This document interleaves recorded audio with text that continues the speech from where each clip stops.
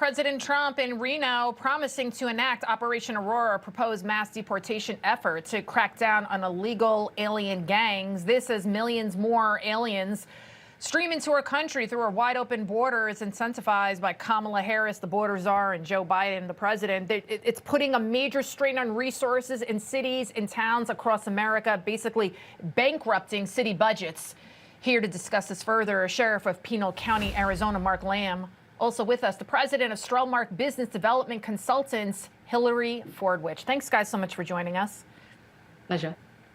Sheriff Lamb, Operation Aurora, named, of course, after the Colorado city of Aurora, where the vicious, brutal Venezuelan prison gang Tren de Aragua is running wild, taking over buildings, terrorizing law-abiding citizens. Trump said he's going to invoke the Alien Enemies Act, a law from 1798, right? I had to catch myself, 1798, which would allow the president to deport non-citizens from countries America is at war with. I remember when President Trump was the president, he said that we should consider the cartels terrorist organizations, right, when all the drugs were pouring in. Seems like he was right again. Yet, of course, you got the fake news saying migrant crime doesn't exist. Your thoughts to Operation Aurora, Sheriff? Well, I love it. We're a rule of laws. We are a country of laws and a country of justice. We have to have that in place if we're going to have success protecting our country. And if these are criminals, we got to get rid of them. We cannot tolerate criminals being in this country. They broke the law to come here. Now they're breaking the law every day. It's having a major impact on our.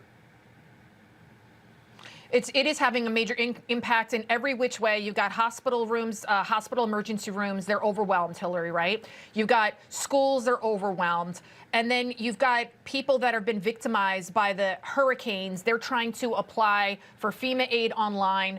They're saying they're getting rejected. Some people are getting a couple $100. Meantime, we're spending billions, right? Billions on the migrants. A lot of the money even coming from FEMA. In New York City alone, $5 billion thus far being spent on them. They're talking to New York City. We're going to fund this crisis up until 2029. Hillary, is this sustainable? Well, it's not sustainable, and it's not fair, and it's not right. And I actually feel that I can say that as a legal immigrant to this country. I think this is a miscalculation, because legal immigrants like me, we know what we went through, the process. We did everything right. What this is doing, it has short-term effects and it has long-term ramifications. You're actually saying to an entire swath of society, and actually to our entire nation, that we will reward wrongdoing. That's what this is doing. It is rewarding wrongdoing by funding people that come into America, and their very first act in America is to do something illegal. Now to your question, it is not sustainable. Medicare is predicted to go bankrupt in 2036. This is only expediting that. And when you mentioned about a few hundred being given to Americans from the hurricane, after Hurricane Helene hit North Carolina, purportedly, not only were people given only $750, which is basically the same as these illegals are being given that's the same as their 2 nights in a hotel in New York City that's being funded for them. But the $750, Lydia, was supposedly a loan. Supposedly, if you read the small print, it is a loan. That is disgusting and despicable, not to take care of Americans first. Americans should come first. And now, last but not least, the long-term ramifications. You mentioned schooling. This isn't going away. This is going to have ramifications for years to come on our medical system, our schooling system, and yes, the very safety of where we all live. Every state in America is a border state. It really is. And then, Sheriff, you know, Trump rallied to a massive crowd in Coachella, California yesterday and had this to say about the impact of illegal immigration on our labor force as well. Take a listen to what he said here.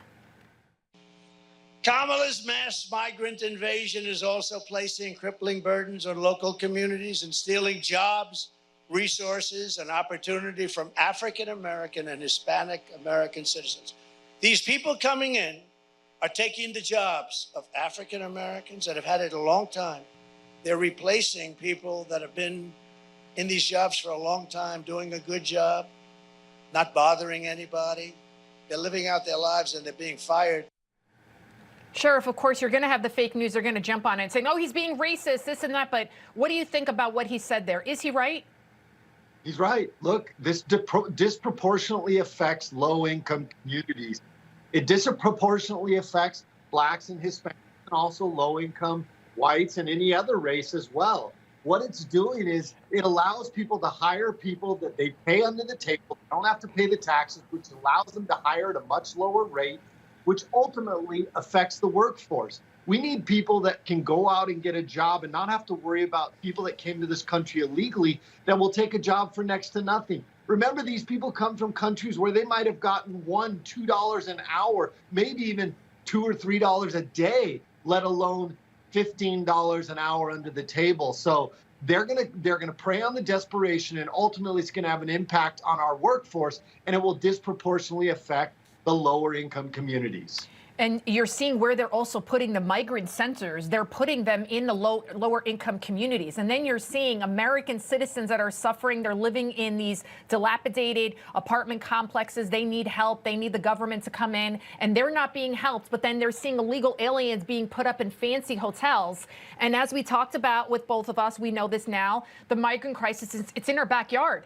And it's in our cities. New York City's Department of Homeless Services reportedly seeking a contract with hotels to provide 14,000 rooms to house illegals at least through 2025. The Washington Examiner also reporting that New York City has spent more than $5 billion, as we talked about, on illegals. As of August alone, Hillary, this is crazy. I mean, this is so insane, and yet our taxes keep getting raised and our quality of life keeps going down. Yes, you're absolutely right about it being insane. And also, Lydia, this is when I started talking earlier about long-term ramifications. You know how long-term this is?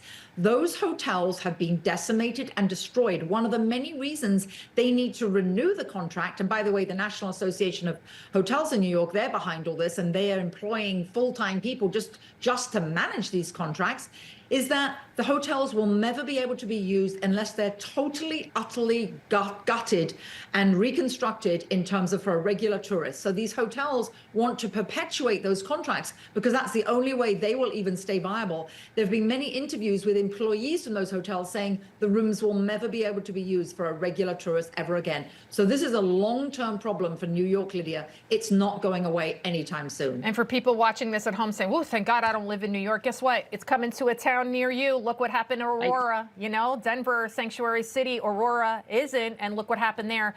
All right, Hillary Fordwich, Sheriff Mark Lamb, thank you both so much. Thanks, Lydia. Thank you, Lydia.